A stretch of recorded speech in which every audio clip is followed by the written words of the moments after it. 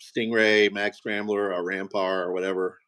And we used to just have our group of guys we would ride with and ride trails and make tracks. And, we would ride around and hit all the good spots. And I got turned on to racing by, I just saw action. And I looked at it. And I told my dad, I was like, I want to race bikes. And up until that point, I played Little League baseball. And I was fairly decent until I broke both of my arms jumping my bike. I broke both arms at the same time. Oh, wow. Yeah. And my dad, who was not a doctor, diagnosed my breaks, my broken arms as sprained wrists. So I went for like a week without going to the doctor. The doctor, I ended up with 2 casts. I think I was like 12. I had 2 casts up to here. At 12 years old, when you have 2 casts, you can't do anything. Yeah. So your mom has to help you do everything. So, once my arms healed, I got back on the bike, and like everybody else, I rode my bike every day. Were you trying to do something sketchy or extreme, or was it some stupid little accident that just we used all of our engineering skills to design a giant wooden ramp. And we just, we would launch it, and I went over the bars and, rode my bike home with 2 broken arms. Oh, wow. I broke my wrist when I was a kid, and that was hard enough. I couldn't imagine breaking both my arms. Yeah, it sucks, but I got over it. And the best part about it, though, was I didn't have to play the saxophone anymore. Dude, I played the accordion. I got you beat. Yeah. Well, I didn't really play the saxophone a lot, and that was, I'm not musical. I have no musical ability whatsoever. I like music, but as far as playing an instrument goes, a waste of time. I hear you, man. I hear you. So you're on your was it a Rampart you said? No, I had a Mag Scrambler. It was Mag Scrambler. Well, that wasn't too bad of a bike back in the day. That was acceptable, right? It was. You could work. Yeah. Like I was telling you before, like I didn't learn how to ride a bike till I was 8 or 9.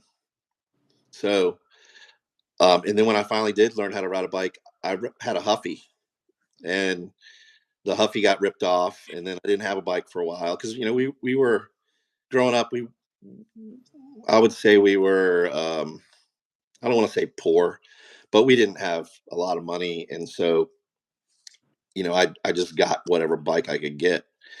But I once I got on a bike, it was like this freedom. I could go anywhere I wanted on my bike. So, but anyway, I got a Mag Scrambler. I think we bought it used out of the trading post thing, because it was cheaper to get one used than buy one new. But I rode the shit out of that thing. Was this a Mag Scrambler with the thick gauge spokes, or was it the one with the red tough wheels? Oh, it was tough wheels. I have okay. One right over here. Not the same one, just similar. No, it's not the same one, but okay. I looked for one that was like the one I had. I wouldn't say I'm a bike collector, but there are like certain bikes I really liked growing up that mean a lot to me. So I've been slowly acquiring things that I like. I don't have a real theme to I wouldn't even call it a collection. I just have a bunch of stuff, Yeah. I'd like most of us. Yeah. So the culture in Virginia, I mean, did the culture from Southern California, the BMX craze, the BMX fervor, did that transfer over to Virginia, over into Richmond on a timely basis? Was there a delay, or did you experience the same thing out there on the East Coast?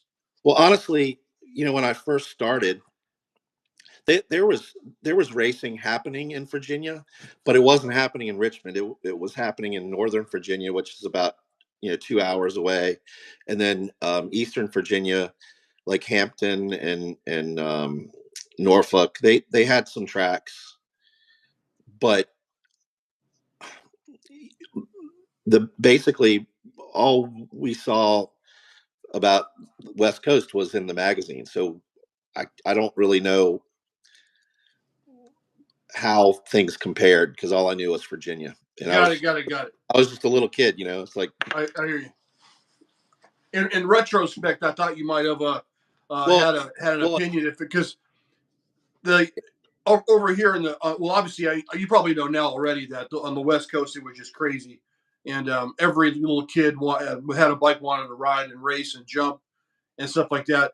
And I can only imagine being in Virginia where a lot of land, right? A lot of land, a lot of well, places to ride, a lot of places to make jumps. yeah, there were like every every neighborhood had a spot.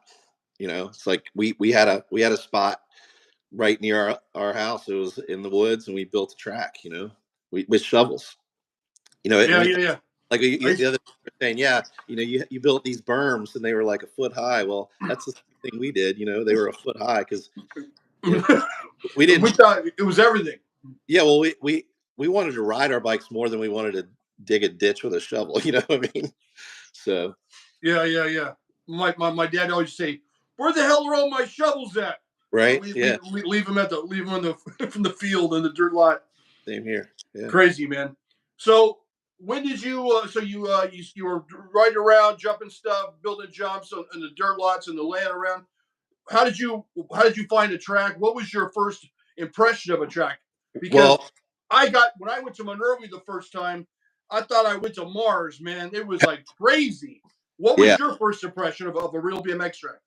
Well, so how that transpired was, I told my dad I wanted to race.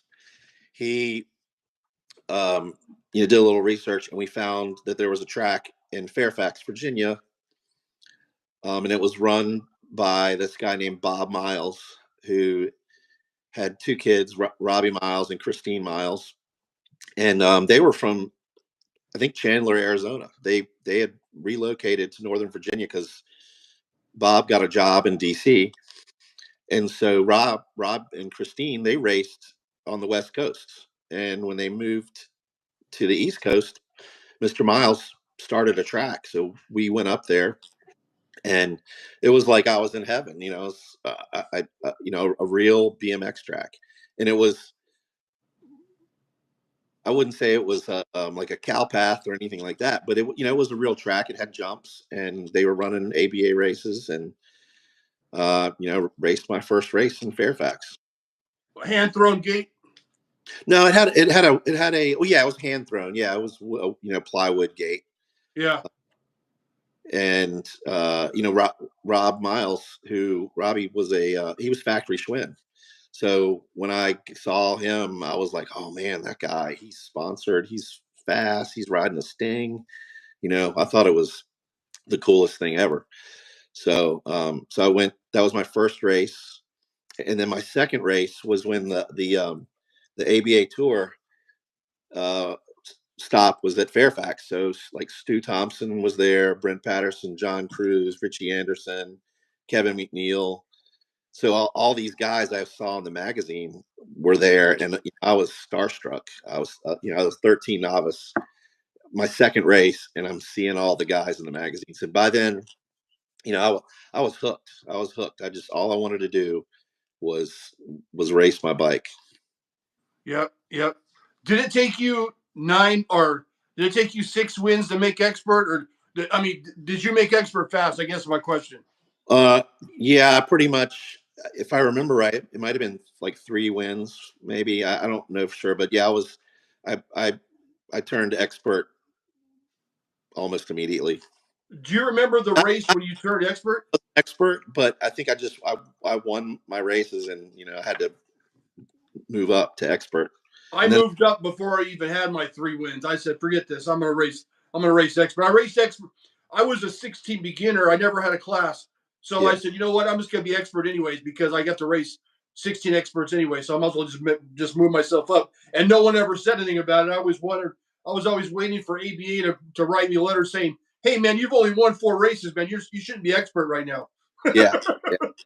But Well, like when I raced my first expert race, I got smoked. Like I got smoked by Robbie Miles. There was this other guy, Buddy Johnson, who was like, he was so fast. Um, there was just like a lot of really fast guys because guys from Maryland would come down because Fairfax, Northern Virginia is pretty close to Maryland, so Yeah. these guys would come down, and it was an eye opener for me, man, because I thought after my first three races and getting three first place trophies, I thought I was fast, but no, I still have my handlebars way up, and my bike was all jacked up the way it was set up, and Yeah, dude. We thought that we were the shit. I mean, we thought we could jump, we could handle a bike, we could race, no problem, man. And we got a serious cult. Well, I got a serious culture shock when I got on the track for the first time, and so I can imagine, like, how it is, what it would have been for you to, race these factory guys. I mean, because I raced, my first race was against like Mike Attardi, and I got smoked as a beginner. yeah, And I tell this story all the time, and people are probably listening, going, "Yeah, we've heard this story before," but it made me want to. It made me want to get fast, real fast. You know what I'm saying? yeah. I I'm kind of glad I had some immediate success because I think I may have gotten discouraged if I hadn't gotten that first first place trophy. I think because no, I'm kind of competitive, and nobody wants to go out there and get their ass handed to them.